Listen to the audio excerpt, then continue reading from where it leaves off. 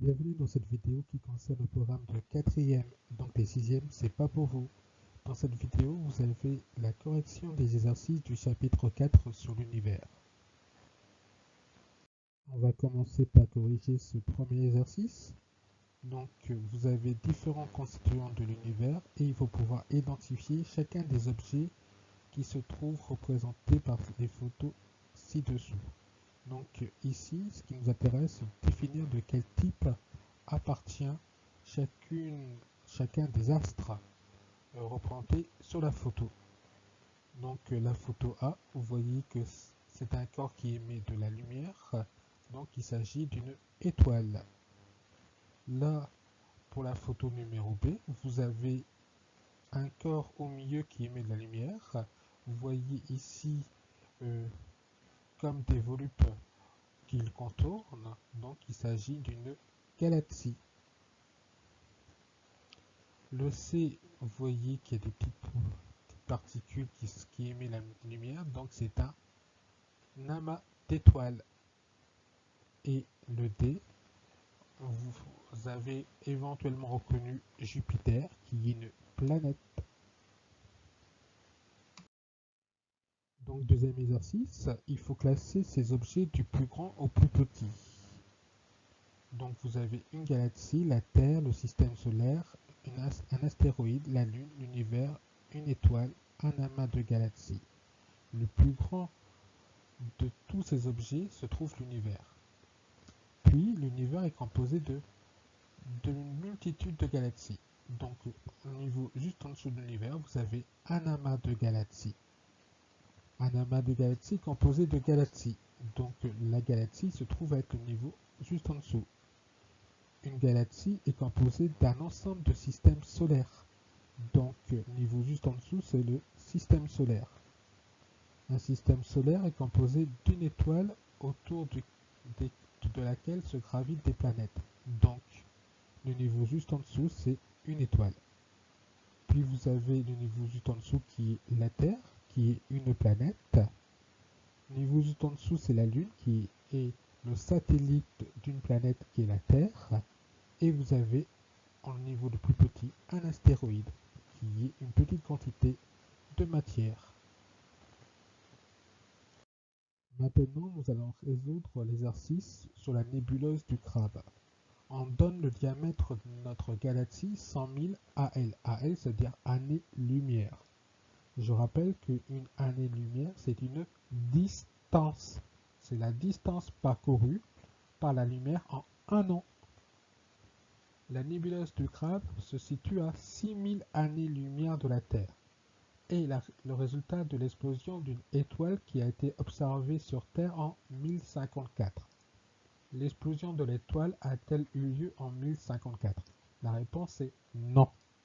Comme la nébuleuse du crabe est à distance de 6000 années-lumière, il a fallu 6000 ans pour que cet événement soit perçu sur Terre. Donc, l'événement, cette explosion a eu lieu 6000 ans avant 1054. Peut-on estimer la date de cette explosion? Oui, il faut soustraire 6000 ans à 1054. Et cela va vous donner moins 4946. Donc l'explosion de l'étoile a eu lieu en moins 4946. La nébuleuse du crabe se situe-t-elle dans notre galaxie? Le diamètre de notre galaxie est 100 000 années-lumière.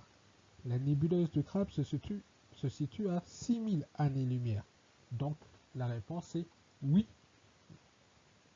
Elle est bien incluse dans notre galaxie. Donc ici, nous allons corriger cet exercice. Là, nous avons différentes photos représentant des corps célestes. Il faut pouvoir les identifier et donner leur définition. Si je regarde la photo A, je vois une grande boule qui émet la lumière. Donc il s'agit d'une étoile, donc A3. Et une étoile, c'est une boule de gaz très chaude. Et du fait que ces gaz sont très chauds, ils émettent de la lumière. Donc je veux dire A3D. La photo B, je vois un ensemble de boules qui émet la lumière. Donc il s'agit d'un regroupement d'étoiles. Donc je veux dire B4.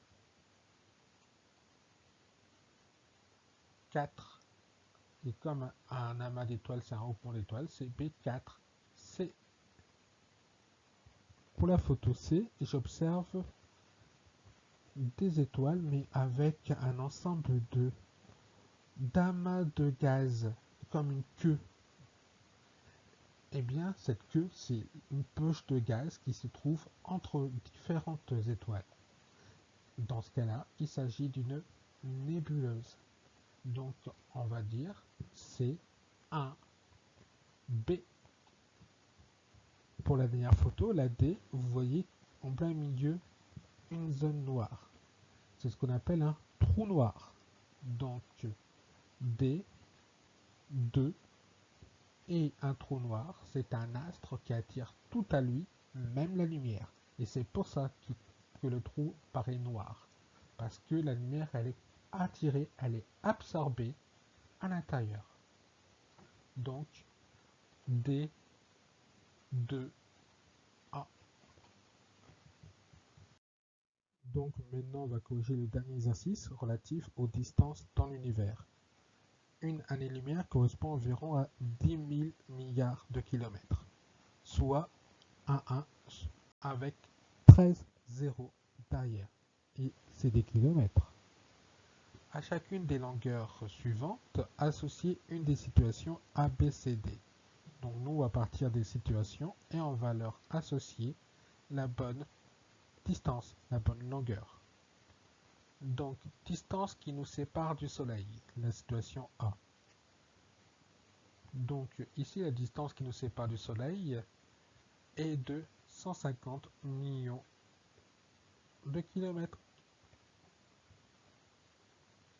Diamètre de notre galaxie, la Voie lactée. Si vous vous souvenez de l'exercice 15, on nous dit que le diamètre de notre galaxie, c'est-à-dire la Voie lactée, elle est de 100 000 années-lumière. Distance qui nous sépare de l'étoile la plus proche de nous, le Proxima du Centaure. Eh bien, le Proxima du Centaure se trouve à 4,2 années-lumière. Et la distance qui nous sépare de la galaxie la plus proche de nous, c'est-à-dire Andromède, est de 2 500 000 années-lumière. Donc voilà, maintenant cette vidéo de correction d'exercice est finie, comme le chapitre numéro 4, et je vous propose de passer dans une prochaine vidéo au chapitre 5. A bientôt, au revoir.